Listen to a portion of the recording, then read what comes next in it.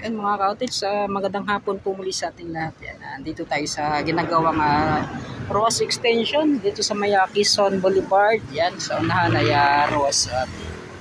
Yan, no? So, dito banda, ito yung mga makikita natin. Itong mga malalak, hindi pa siya malaking mga bato dito. Yan, no? So, andun pala mga ka-outage, maghulog or maglagay sila, maglatag sila doon ng box culvert, yun, no? So pupuntahan natin yan. So ito mga ka-outage, na po yung makikita natin diri sa pikas, sir. Mga kanus, ano yun nyo kanon, sir? Buhatan ang sa pikas na po ongoing pa, no? So ipagkuhan sa dito paumanon. Makuha pa ba ni sir? Dili na sumuuna ni siya. Ang style ba aning paliko ingani dira or straight lang? Ang kaning diri as dapit, sir, paliko ba ni siya diri or dili, no? You know? So dito kasi mga ka-outage, no, may area pa kasi dito na ayan, walang bahay doon banda.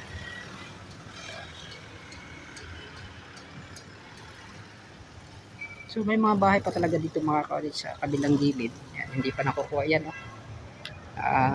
Ginigiba na yan, yung kalahati. So itong dalawang bahay na tigdalawang palapag, ito talaga yung mga hindi pa nagigiba. So dito naman sa kabila yung isang nakaharang doon, no?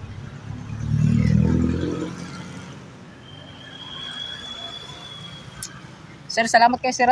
Yan, shoutout tayo sa inyo, ha. So dito tayo mga ka-outage sa food area na to.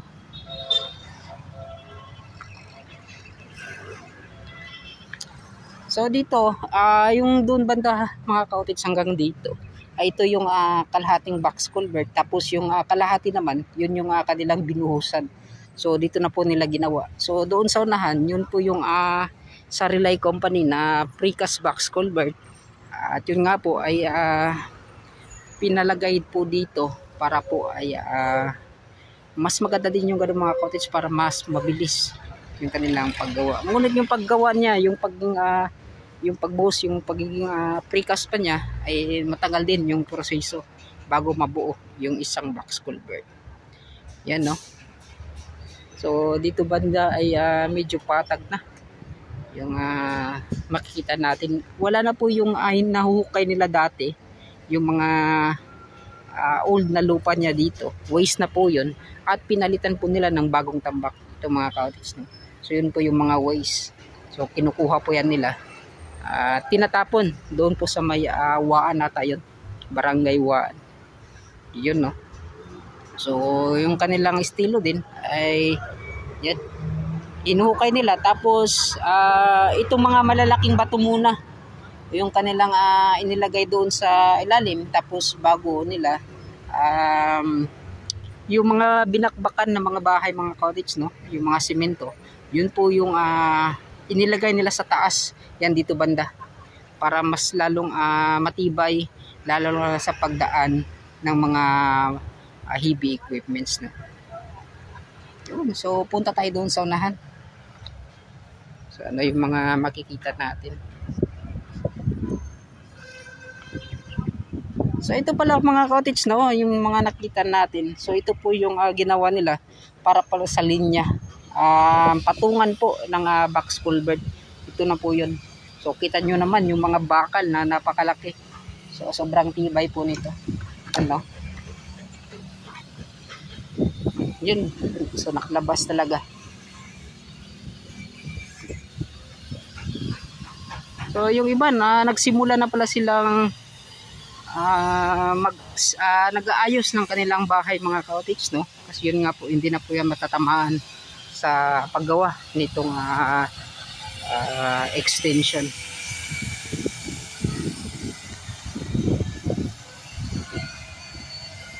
So yun na po, nailagay na sa lupa yung box culvert.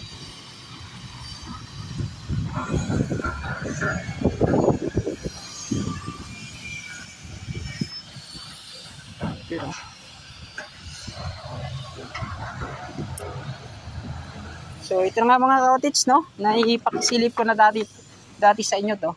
Yan. So, ay. So ito na yung pagdugtong ng mga precast box culvert. Mabilis po yung ganito mga cottage, ngunit yun nga po ay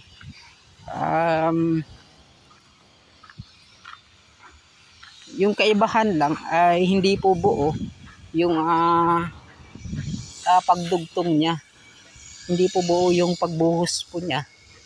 So, ano sa palagay niyo mga cottage? Ano po yung mga mas maganda? Yung buong buhos talaga na ginawang box culvert o itong precast po mga cottage? Yan, no?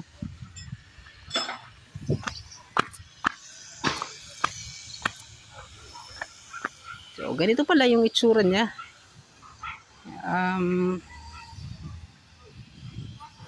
Yung kaibahan lang talaga ay mabilis na ilatag dito sa ginagawang drainage, daluyan po ng tubig kanal. Yun, no? So, itong crane na kanilang ginamit. So sigurado sa dyan, hindi na natin kasi na-update last yung mga box culvert kung tapos na ba or ano tawag mo, yung mga nagtatambak doon na box culvert. So siguro ito na yun mga cottage. So, kasi nung update tayo dito pa yung banda. At ngayon mahaba na po yung kanilang nailatag dito itong precast box culvert.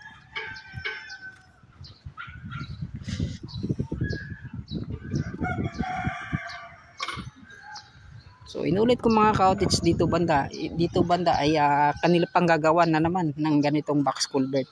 So yun nga po, apat po na butas yung ginagawang daluyan. So dalawang double barrel plus double barrel. Yun, no? So itong bahay naman pala mga cottage ay unti-unti nang nagigiba. Yan, no? Dati dalawang palapag, ngayon po ay isang palapag na lang. So ito rin, no? Ito buong buo pa talaga, at yung isa.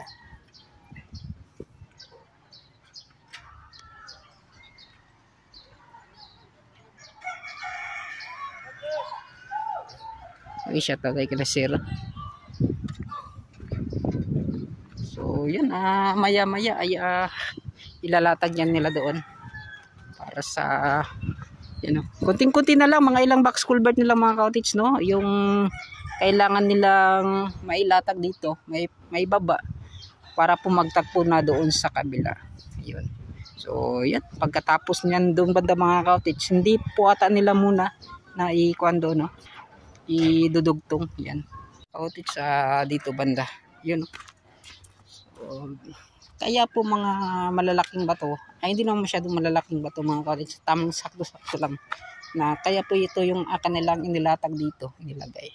Para po yung crane na dumadaan dito ay hindi po antang yan. Hindi po lulubog. Yan mo. Kung dili mo lubong ba, kay kaning mga crane diri ang nagaagi mga heavy equipment sa perting bugata po. Yan. So mo na ilang so ito yung purpose po nila mga cottage. Kaya po ganitong mga bato yung kanilang nilagay dito. Yan. So sa gilid naman makikita natin yung kung gaano po kadikit itong paglatag nila ng box culvert. Yan, no?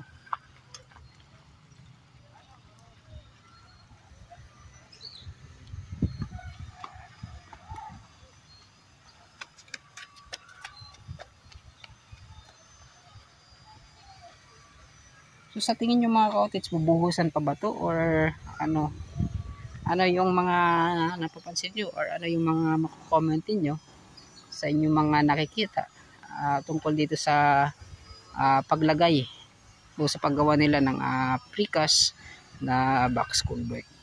Yun. So, yung mga ka-cottage, no, at yung update natin, so atin lang pong pinuntahan dito kasi yun nga po, matagal-tagal din tayo hindi nakapag-update. Yun.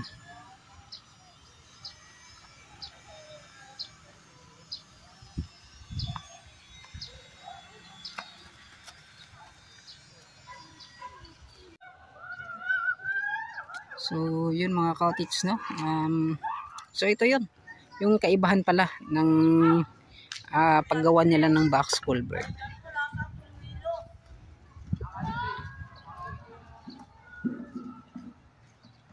So itong buo na purong buhos na magkadikit talaga, itong precast na kanilang ginawa. Yun, no. So ano yung mga masasabi, ano yung mga mako-comment natin mga cottage, paki-comment down below. Yun, no.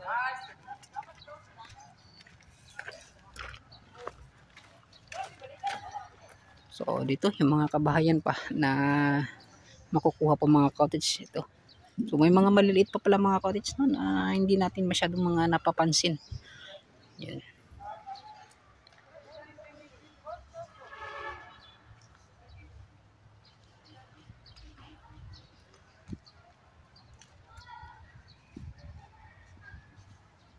Yun.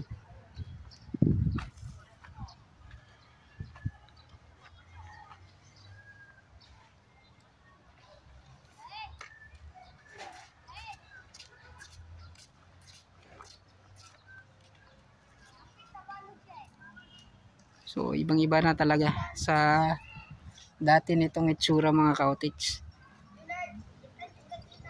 Na dati ay yung napakaliit lang na daanan dito, yun po ay naging malawak na.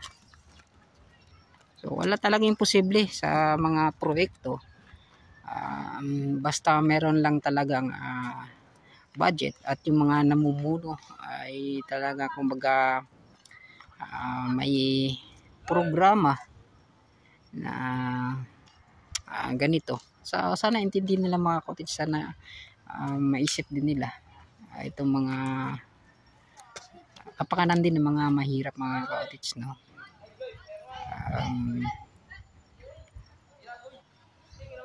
Lalong lalo na yung pag-angat, yung pagtaas po ng bigas talaga. So sana kaya yung 20 pesos na pangako, so parang ata nabudol yung lahat po mga cottage, no, sa mga pangakong yun. So para sa akin mga cottage, no, nalaman din natin kung ano po yung kanyang, kung sino po talaga itong taong to, itong namumuno ngayon na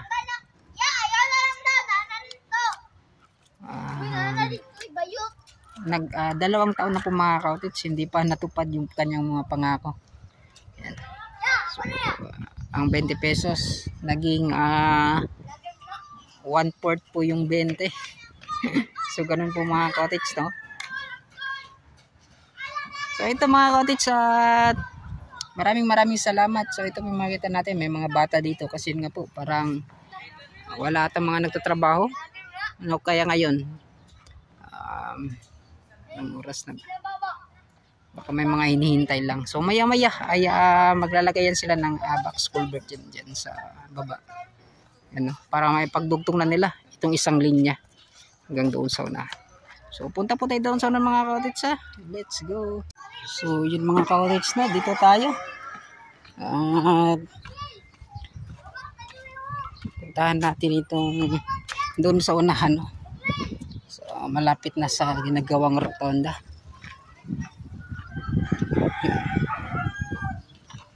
So ito na nga po, at so nakagindahan ng mga cottage, so napakatibay po dito. So kita po ninyo yung itsura sa loob pa lang mga cottage.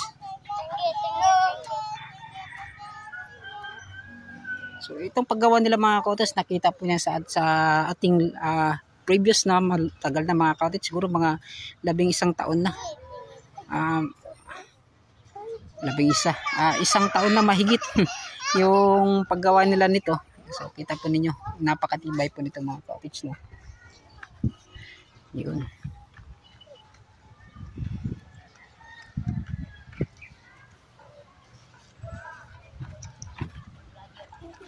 Ay, te. Ang hapon, te. Yan, shoutout kay ate. Yan, no? Ay, cool. Naday ka dira. Yan. Wagit ka nakita. Baka nisuok man ka. Suok sa kubos. Yan, no? So, mga cottage, no? Antayin na lang natin. So, malapit na mga cottage at magtatagpo na doon sa kabila. Yan, no? So, yun. So, yung mga cottage na yung sa kabila. So, punta tayo doon. Yun. So, ito matatanggal, makukuha din mga cottage.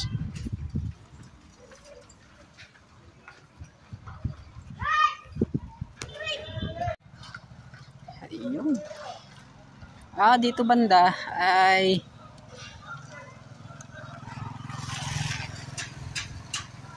nagpapile pala sila ng mga bakal or yan na.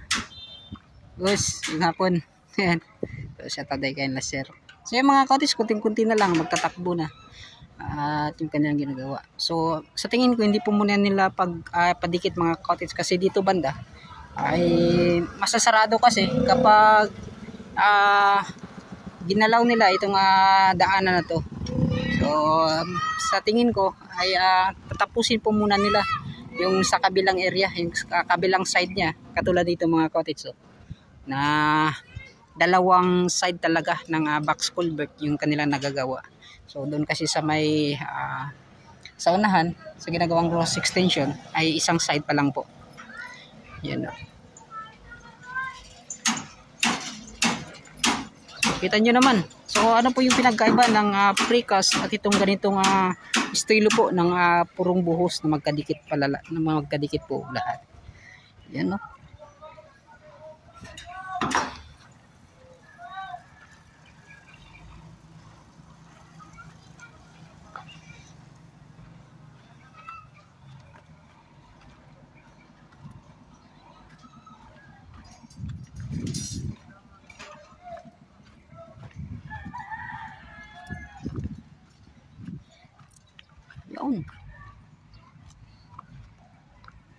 So ito na nga mga ka-cottage yung update natin at na-update na po natin muli itong kanilang ginagawang proyekto dito. Ayan. So asa naman natin mga ilang buwan ngayon ay malaki na po yung pagbabago na makikita natin. So yun, maraming salamat at hanggang dito na lang. So mega shout pala sa inyong lahat, sa mga solid supporters natin, solid viewers, solid subscribers, at sa mga FWs natin dyan, lagi po kayong mag-ingat. Yan, no? So hanggang dito na lang, papaalam na po ako at yun, bye bye na.